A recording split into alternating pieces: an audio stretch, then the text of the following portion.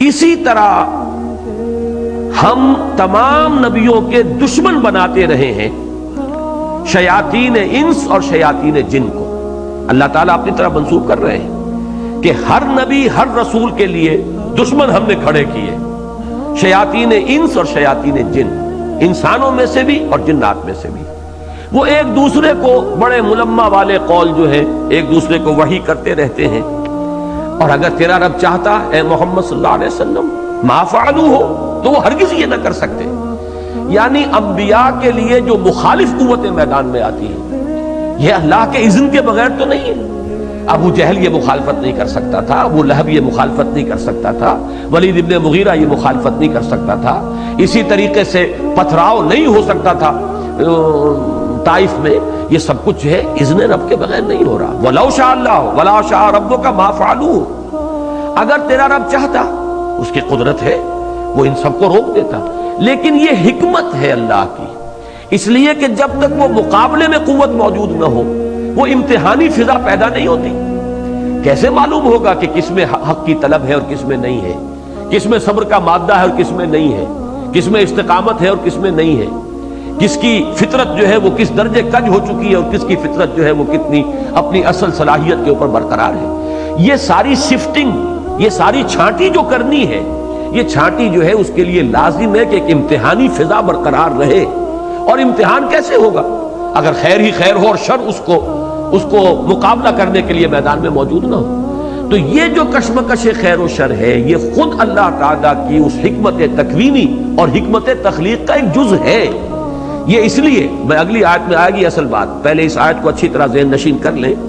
وَكَذَلِكَ جَعَلْنَا لِكُلِّ نَبِيٍّ عَدُوًّا شَيَاطِينَ الْإِنسِ وَالْجِنِّ يُوحِي بَعْضُهُمْ إِلَىٰ بَعْضٍ زُخْرُفَ الْقَوْلِ غُرُورًا وَلَوْ شَاءَ رَبُّكَ مَا فَعَلُوهُ، اگر تیرا رب چاہتا تو وہ یہ نہ کر پاتے. فَذَرْهُمْ وَمَا يَفْتَرُونَ، تو چھوڑیے ان کو اور جو افترا بازی وہ کر رہے ہیں کرنے دیجئے.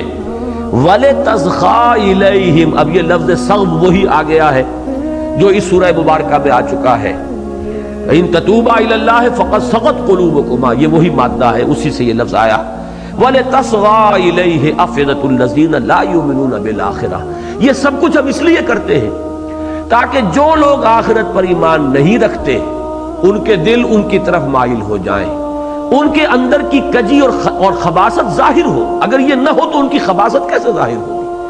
اگر یہ کشمکش خیر و باطل، خیر و شر اور کشمکش حق و باطل نہ ہو تو نہ اہل ایمان میں سے کون کس درجے کا ہے، کس پائے کی استقامت ہے، کتنا اس میں صبر ہے، کتنی مسابرت ہے، نہ اس کا ظہور ہوگا.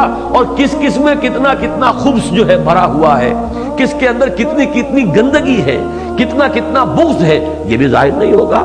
تو یہ تو ہم نے اسی لیے چھوٹ دی ہے، کھلی دی ہے، بلکہ اب خود کھڑا کر دیتے ہیں الجنوں اور انسانوں میں سے دشمنی کرنے والوں کو، تاکہ دودھ کا دودھ پانی کا پانی علیحدہ ہو جائے. جیسے میگنیٹ ہوتا ہے، وہ میگنیٹ آپ نے رکھا، وہ لو چون جو ہے وہ سارا اس کی طرف کھینچ آیا. تو یہ ہم نے اس لیے کیا ہے کہ جن کے دلوں میں زیغ ہے، جن کے دلوں میں کجی ہے، جن کے دلوں میں آخرت کا یقین نہیں ہے، وہ ادھر مائل ہوتے چلے جائیں، وہ یکجا ہو جائیں، وہ ادھر سمٹ جائیں، وہ ایک گروہ کی شکل میں نمایاں ہو جائیں.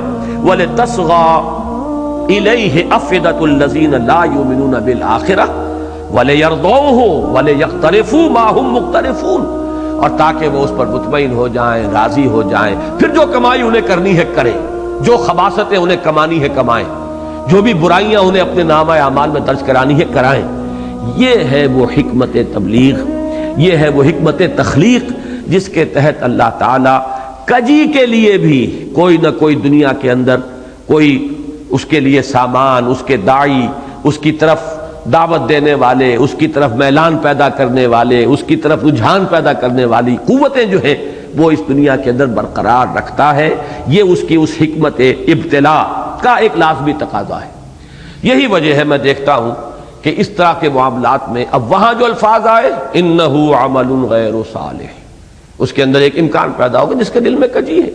یہ جو ہمارے ہاں ایک خاص مکتبہ فکر ہے صحابہ کرام ازواج مطہرات کو متہم کرنے کے لیے، اور پھر خاص طور پر یہ کہ والد یا والدہ یا دادا دادی یہ نہیں ہو سکتے کوئی کافر اور مشرک، اس لیے کہ ابو طالب کو تو انہیں ابو الائمہ بنانا ہے. کیسے مان لیں کہ وہ مومن نہیں ہوئے؟